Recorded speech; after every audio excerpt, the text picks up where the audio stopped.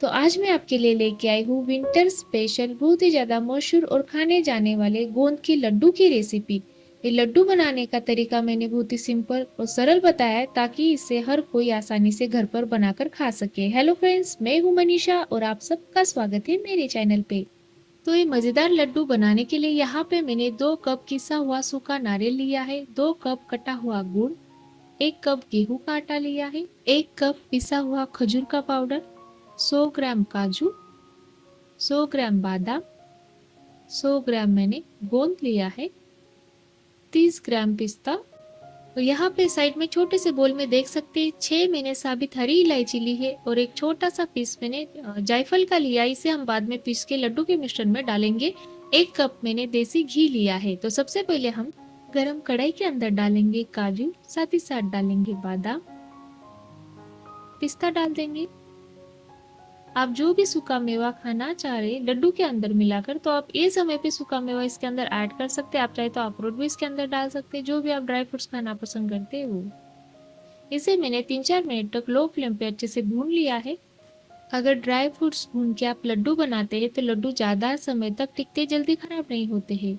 तो भुने हुए ड्राई फ्रूट्स को मैंने ग्राइंडर जार के अंदर डाल के इसका दरदरा पाउडर बना लिया है। बहुत ज्यादा हमें इसे बारीक नहीं पीसना है, थोड़ा सा देख सकते हैं आप, ये दरदरा मैंने रखा है। ये पिसा हुआ मिश्रण अभी मैं बड़ी सी थाली के अंदर निकाल लूंगी। फिर से हमें गरम कढ़ाई के अंदर एक किसा हुआ सूखा नारियल डाल देना है और इसे भी आपको हल्का ब्राउन होने तक और क्रिस्पी होने तक अच्छे से भून लेना है। तो जब भी आप एक किसा हुआ सूखा नारियल भूनते हैं तो इसे आपको लो फ्लेम पे ही भूनना है, कुछ इस तरह से। ये भून के बिल्कुल तैयार है। अब मैं इसे थाली के अंदर निकाल लूंगी। एक छोटा चम्मच गरम कढ़ाई के अंदर मैंने घी डाल दिया है। अब मैं इसके अंदर डालूंगी ये सूखा खारीक का पाउडर। इसे मैंने घर में ही बनाया है। तो इसे कैसे बनाया फटाफट आपको मैं बता देती हूँ। आपको खारीक लाना है मार्केट से, सूखी खारीक, उसे अच्छी तरह से धो के क्लीन करना है। उसके बाद खारीक को आपको 2 दिन तक धूप में सुखाने के लिए रखना है। सूखने के बाद इसे आपको काट के इसके अंदर की बीज हटा देना है। जो सीड्स रहते हैं ना, वो सारे हटाने के बाद छोटे छोटे पीस में खारीक को काट लीजिए और मिक्सी में पीस के इस तरह से आप ये पाउडर बना सकते हैं। और इसे भी मैंने बहुत ज्यादा बारीक नहीं पीसा है, थोड़ा दरदरा ही रखा है। आप चाहे तो रेडीमेड खारीक का पाउडर भी ले सकते हैं। भुनी हुई खारीक को मैंने थाली में निकाल लिया है। कढ़ाई के अंदर अब मैं डालूंगी आधा कप घी, क्योंकि आधा कप घी के अंदर ही हमें गोंद को तल के तैयार करना है।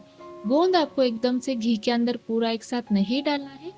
100 ग्राम गोंद लिया है, इसे मैं बस एक एक छोटा चम्मच इस तरह से घी में डालते जाऊंगी और लो फ्लेम पे इसे आपको अच्छा फूलने तक, मतलब पॉपकॉर्न के जैसे फूलने तक अच्छे से तल लेना है, ताकि अंदर कच्चा बिल्कुल भी ना रहे।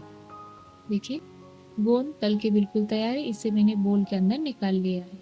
तो बस थोड़ा थोड़ा गोंद गरम घी के अंदर डालते हुए सारा मैंने तल लिया है। अंदर से बिल्कुल भी कच्चा नहीं है, जैसे आप यहाँ पे देख सकते हैं बहुत ही ज्यादा क्रिस्पी तल के तैयार हुआ है। तो फिर से मैं आपको एक बात दोहराना चाह रही हूँ कि गोंद आपको हमेशा लो फ्लेम पे ही तलना है, हाई फ्लेम पे नहीं। तो कढ़ाई के अंदर मैं डालूंगी घी। घी मैंने आधा कप से कम डाला है, थोड़ा बचा के रखा है। क्यों, वो आपको आगे वीडियो में पता चलेगा। घी के अंदर मैंने डाला है गेहूं का आटा। इसे हमें अच्छे से भून लेना है 7-8 मिनट तक लो फ्लेम पे। अब इसे भूनना डिपेंड करता है आपने कितना गेहूं का आटा लिया है। मैंने बहुत कम गेहूं का आटा लिया है, इसलिए 7-8 मिनट में ही भून के बिल्कुल तैयार होता है। इसके अंदर से घी निकलने तक आपको कुछ इस तरह से अच्छा भून लेना है। उसके बाद में ये मिश्रण को भी इसके ऊपर डाल दूंगी। अब यहाँ पे देख सकते हैं मैंने पिसे हुए ड्राई फ्रूट्स और खारीक के पाउडर के ऊपर मिश्रण को डाला है, क्योंकि बहुत ही ज्यादा गर्म है। अभी दूसरी साइड में आप देख सकते हैं ये जो सूखा नारियल है भुना हुआ और गोंद है, इसे आप चाहे तो मिक्सी में भी बारीक करके पीस सकते हैं, पर इसे मैं हाथों से ही कुछ इस तरह से क्रश करूंगी, क्योंकि इसे मैंने हल्का दरदरा ही रखना है इसलिए। ये देखिए कुछ इस तरह से गोंद को भी हमें बारीक कुछ इस तरह से चूर के अच्छे छोटे पीस में कर लेना है। आप चाहे तो ये दोनों को मिक्सी में भी पीस सकते हैं। ये सारे इंग्रेडिएंट्स को अभी एक साथ हमें अच्छे से मिला देना है। तो जब आप लड्डू के मिश्रण को मिलाते हुए समय पे आपको इसके अंदर डालना है हरी इलायची और जायफल का पाउडर। जो हमने हरी इलायची छोटा पीस जायफल का लिया था ना, उससे मैंने बारीक दरदरा कूट के मिश्रण के अंदर डाल के मिला दिया है। यहाँ पे गेहूं का भुना हुआ आटा ठंडा होगा, इसलिए मैंने हाथों की मदद से सारे मिश्रण को अच्छे से मिला के एक साथ कर लिया है। ये देखिए। तो आपको भी सेम लड्डू का बेस, ये जो मेन इंग्रेडिएंट्स का मिश्रण है ना, ये बनने के बाद ही गुड़ को मेल्ट करना है। तो गरम कढ़ाई के अंदर मैं डालूंगी बचा हुआ घी। जो हम गेहूं का आटा भूनते समय घी बचा के रखा था ना, वो घी मैंने पूरा इसके अंदर डाल दिया है। घी के अंदर हम डालेंगे कटा हुआ गुड़। गुड़ की हमें चाशनी बिल्कुल भी नहीं बनानी है, ये चीज आपको ध्यान में रखना है। इसे हमें सिर्फ मेल्ट करना है लो फ्लेम पे। तो देखिए इसके अंदर बिल्कुल भी बड़े बड़े गुड़ के पीस अभी नहीं है। और गुड़ को हमें ज़्यादा नहीं पकाना है, बस इस तरह से मेल्ट होने के बाद इंस्टेंट आपको छन्नी की मदद से छानते हुए लड्डू के मिश्रण के अंदर डाल देना है। तो पिघला हुआ गुड़ आपको हमेशा छान के ही मिश्रण के अंदर डालना है। ऐसा करने से गुड़ के अंदर की जो भी गंदगी रहती है ना, छन्नी के ऊपर ही रह जाती है, वो मिश्रण के अंदर मिक्स नहीं होती, हमारे लड्डू भी नहीं खराब होंगे। इतने जो हमने मेहनत से इसका मिश्रण बनाया वो भी नहीं खराब होगा। तो मतलब बिल्कुल भी रिस्क नहीं लेना है आपको। ये पिघला हुआ गुड़ छानने के बाद इंस्टेंट आपको बिना टाइम गवाए ये मिश्रण के अंदर फटाफट मिलाना है। इसे आपको ठंडा बिल्कुल भी नहीं होने देना है। तो हल्का ये ठंडा है, यहाँ पे मैं इसे टच कर सक रही हूँ, इसलिए मैंने हाथों की मदद से अच्छे से इसे मिक्स कर लिया है।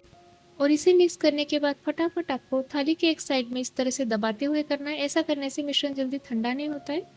तो लड्डू अभी मैं बनाना यहाँ पे देख सकते हैं मैंने शुरू कर दिया है। गोल गोल आकार में जैसे भी हम नॉर्मली लड्डू बनाते हैं, तो उस तरह से लड्डू बना लीजिए।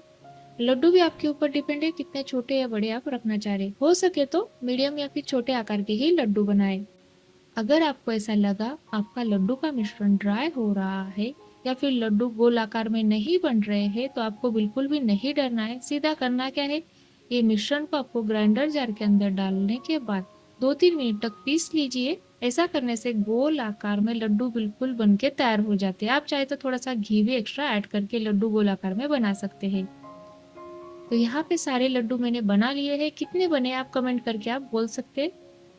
तो देखिए अब मैं आपको एक लड्डू तोड़ के भी यहाँ पे दिखा रही हूँ अंदर से कितने मजेदार ये लड्डू बनके तैयार हुए, बहुत ही ज्यादा नरम।